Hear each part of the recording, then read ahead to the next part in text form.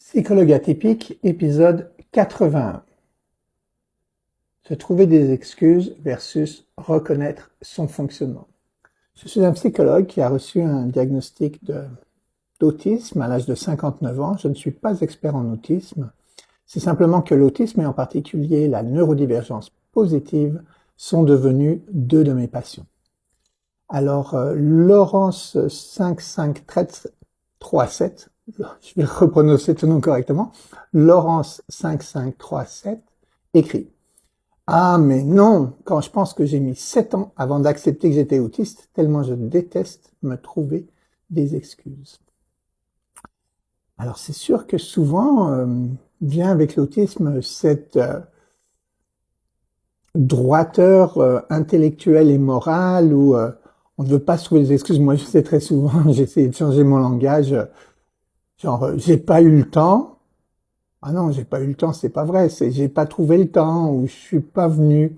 Plutôt que j'ai pas pu, beaucoup de gens disent j'ai pas pu alors qu'en fait c'est un choix qu'ils font. Ils se trouvent des excuses en d'autres termes. Hein. Alors, est-ce que l'autisme, c'est se trouver des excuses? Donc, tu répondais à ma vidéo humoristique où je disais, bah, depuis des années, j'ai essayé de devenir l'amoureux que tu voulais, mais malgré tous mes efforts, j'ai pas réussi. Ça doit être à cause de mon autisme. Parce que là, l'autisme, c'est pas une excuse, c'est simplement une condition.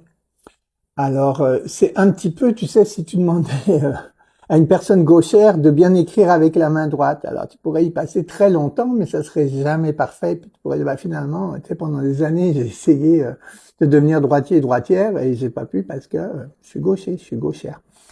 Eh bien, c'est un peu la même chose. Reconnaître sa condition, c'est pas se donner des excuses.